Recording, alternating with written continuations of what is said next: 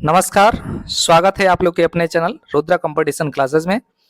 आज का ये वीडियो होने वाला है उत्तर प्रदेश पुलिस परीक्षा जो री एग्जाम होने वाला है हम लोग का, उसका प्रैक्टिस सेट नंबर 2।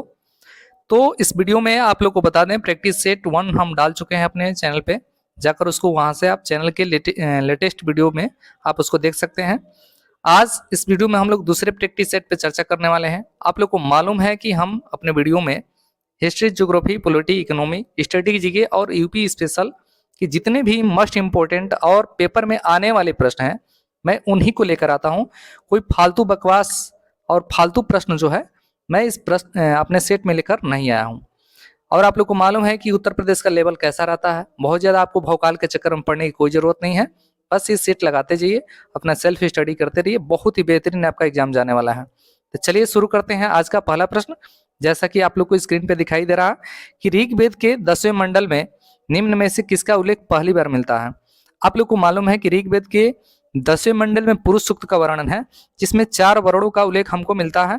इस 4 वर्ण में ब्राह्मण, क्षत्रिय, वैश्य और शूद्र का उल्लेख प्राप्त होता है। तो याद रखिए, इसमें जो शूद्र है वो ऋग्वेद के 10वें मंडल में पहली बार जो है इस शूद्र शब्द का उल्लेख प्राप्त होता है।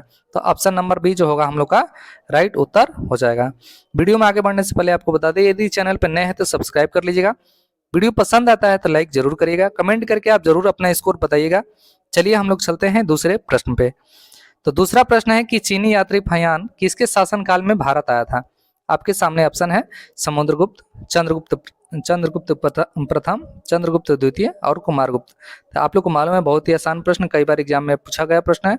चंद्रगुप्त द्वितीय के शासनकाल में जो भारत ये फयान है वो भारत आया था। चलिए ऑप्शन नंबर सी है इसका राइट उत्तर हो जाएगा। तीसरे प्रश्न पे चलते हैं हम लोग। 16 महाजनपदों में से 16 महाजनपदों के बारे में किस बौद्ध ग्रंथ से जानकारी प्राप्त होती है। आप लोग को मालूम है, प्राचीन इतिहास पढ़े होंगे आप लोग महाजनपद काल में, उसमें 16 महाजनपद है, जिसमें बौद्ध धर्म का जो अंगुत्तर निकाय है, अंगुत्तर निकाय में 16 महाजनपदों की जो है जानकारी प्राप्त होती है। यानी ऑप्शन नंबर ए जो होगा हम लोग का राइट उत्तर होगा। यानी बौद्ध ग्रंथ अंगुत्तर निकाय में 16 महाजनपदों की जानकारी प्राप्त होती है। चलिए चलते हैं अगले प्रश्न पे। अगला प्रश्न है कि निम्न में से किस सुल्तान ने बाजार नियंत्रण व्यवस्था लागू की थी। आपके सामने 4 विकल्प दिया गया है, इल्तुतमिश, बलबन, अलाउद्दीन खिलजी और सिकंदर लोदी। तो इसमें राइट उत्तर हो जाएगा हमारा option number C, Alauddin Khilji ने बाजार नियंत्रण व्यवस्था लागू की थी। चलिए चलते हैं अगले प्रश्न पे। प्रसिद्ध हल्दी घाटी का युद्ध 1576 ईस्वी में किनके मध्य लड़ा गया था। आप लोगों को मालूम है, प्रसिद्ध जो हल्दी घाटी युद्ध है 1576 ईस्वी में वो किसके किसके बीच लड़ा गया था। तो ये लड़ा गया था अकबर और महाराणा प्रताप के बीच में हल्दी घाटी का लड़ाई हुआ था 1576 ईस्वी में। चलिए चलते हैं अगले प्रश्न पे। तो अगला प्रश्न है कि बिहार में 1857 ईस्वी के विद्रोह को किसने नेतृत्व प्रदान किया था। बिहार से कौन नेतृत्व किए थे। 1857 की जो क्रांति है उसका नेतृत्व किसने किया था। कुंवर सिंह। याद रखिए, बिहार से किसने नेतृत्व किया था, तो कुंवर सिंह ने नेतृत्व किया था। उसके बाद कह रहा है कि उड़ीसा का प्रमुख शास्त्रीय नृत्य किस नाम से जाना जाता है। बहुत ही आसान प्रश्न, सबको मालूम होगा, उड़ीसा का जो शास्त्रीय नृत्य है वो उड़ीसी के नाम से जाना जाता है। चलिए चलते हैं अगले प्रश्न पे। अगला प्रश्न है कि ललित कला अकादमी की स्थापना किस वर्ष हुई थी। ललित कला अकादमी की स्थापना किस वर्ष हुई थी। ऑप्शन है 1952, 1954, 1958 और 1964। याद रखिए, ललित कला अकादमी की स्थापना हुई थी 1954 ईस्वी में। यानी ऑप्शन नंबर बी जो होगा हम लोग का राइट उत्तर हो जाएगा। अगले प्रश्न पे चलते हैं। अगला प्रश्न है किशन महाराज किस वाद्य यंत्र से संबंधित हैं। किशन महाराज किस वाद्य यंत्र से संबंधित हैं। तो याद रखिए, आपके सामने 4 विकल्प है, सितार, सरोद, तबला और बीणा। तो किशन महाराज किससे संबंधित है, तो ये संबंधित है आपके तबला से। यानी ऑप्शन नंबर सी जो होगा आपका राइट उत्तर हो जाएगा।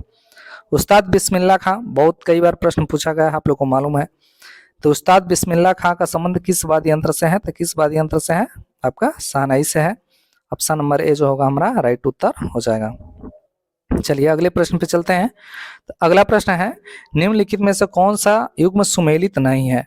याद रखिए, हरि प्रसाद चौरसिया बांसुरी सही है, अमजद अली खां सरोद ये भी सही है, निखिल बनर्जी सितार ये भी सही है, यानी शिव कुमार शर्मा वायलिन, ये ऑप्शन नंबर डी जो होगा इसका राइट उत्तर होगा। यानी ये जो है सुमेलित नहीं है, बाकी सब जो है सुमेलित है। यहाँ से भी प्रश्न बनेंगे, इसको स्क्रीनशॉट लेकर के और उसको याद कर लीजिएगा। उसके बाद अगला प्रश्न है जगन्नाथ मंदिर कहाँ स्थित है। आप लोग को मालूम है बहुत ही प्रसिद्ध मंदिर है जगन्नाथ मंदिर। ये कहाँ स्थित है, तो ये स्थित है आपका पुरी उड़ीसा में। याद रखिए जगन्नाथ मंदिर कहाँ स्थित है, पुरी उड़ीसा में स्थित है। अंधकारमय महाद्वीप है अफ्रीका, दक्षिण अमेरिका, ऑस्ट्रेलिया और एशिया। यानी किस महाद्वीप को अंधकारमय महाद्वीप कहा जाता है, ये कहा जाता है आपका अफ्रीका को। अफ्रीका को अंधकारमय महाद्वीप कहा जाता है। यानी चलिए अगले प्रश्न पे चलते हैं। अगला प्रश्न है कि रोम शहर निम्नलिखित में से किस नदी के तट पर बसा हुआ है। अगला प्रश्न है कि रोम शहर निम्नलिखित में से किस नदी के तट पर बसा हुआ है। आपके सामने 4 विकल्प है, डेन्यूब, टाइबर, राइन और एल्बे।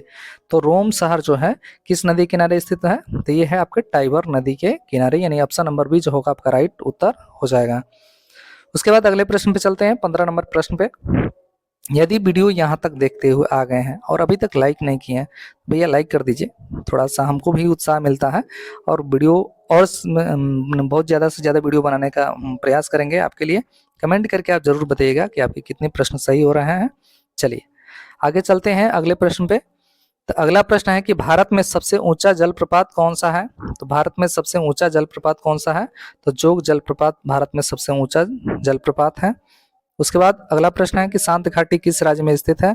ये शांत घाटी याद रखिए केरल में स्थित है। ऑप्शन नंबर बी जो होगा राइट उत्तर हो जाएगा। सबसे लंबी नदी है, सबसे लंबी नदी आप लोग को मालूम है विश्व की सबसे लंबी नदी कौन सी है, तो ये नील नदी सबसे लंबी नदी है। उसके बाद कह रहा है कि निम्नलिखित भारतीय राज्यों में से किस राज्य के पास कोई समुद्री सीमा नहीं है। तो ये बहुत आसान प्रश्न है, थोड़ा भी आप ज्योग्राफी पढ़े होंगे तो बता देंगे। गुजरात के पास है, गोवा के पास है, महाराष्ट्र के पास है, लेकिन राजस्थान के पास जो है कोई समुद्री सीमा नहीं है। चलिए ऑप्शन नंबर सी जो होगा हमारा राइट उत्तर हो जाएगा। अगला प्रश्न है कि भारत में केंद्रीय बैंक का कर्तव्य कौन सा बैंक निभाता है। सबको मालूम है भारत में केंद्रीय बैंक कौन सा है, भारतीय रिजर्व बैंक जो है केंद्रीय बैंक का कर्तव्य निभाता है। ऑप्शन नंबर सी राइट उत्तर हो जाएगा। भारत में राष्ट्रीय आय का आकलन पहली बार किसने किया था।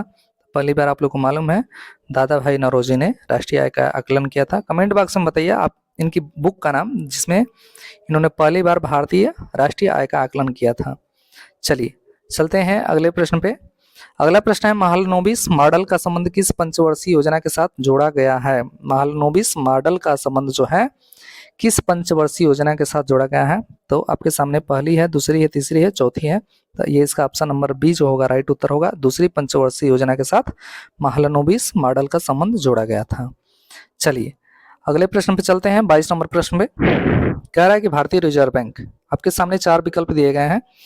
कृषि को सीधा वित्त प्रदान करता है, प्रथम प्राथमिक सहकारी समितियों को वित्त प्रदान करता है, राज्य सहकारी बैंकों को वित्त प्रदान करता है, या कृषि को वित्त प्रदान नहीं करता है। ये ऑप्शन नंबर सी जो होगा राइट उत्तर हो जाएगा। राज्य सहकारी बैंकों को वित्त प्रदान करता है। भारतीय रिजर्व बैंक जो है वो राज्य सहकारी बैंकों को वित्त प्रदान करता है। चलिए चलते हैं अगले प्रश्न पे। तो अगला प्रश्न है कि भारतीय अर्थव्यवस्था के किस क्षेत्र में सर्वोच्च उत्पादकता है, यानी सबसे ज्यादा जो योगदान है सर्वोच्च उत्पादकता जो है किस क्षेत्र में है। आप लोग को मालूम है प्राइमरी सेक्टर होता है, एक सेकेंडरी होता है, एक थर्ड होता है। प्राइमरी को आप लोग को मालूम है कृषि और पशुपालन उसमें रखा जाता है। सेकेंडरी जो होता है वो विनिर्माण क्षेत्र होता है, और थर्ड जो होता है आप लोग को मालूम है सर्विस क्षेत्र जिसे सेवा क्षेत्र कहा जाता है। तो सर्वोच्च उत्पादकता किसके है, तो ये अन्य क्षेत्र के हैं। ऑप्शन नंबर डी जो होगा हम लोग का राइट उत्तर हो जाएगा। अगले प्रश्न पे चलते हैं। अगला प्रश्न है कि 11वीं पंचवर्षीय योजना की अवधि थी। याद रखिए 11वीं पंचवर्षीय योजना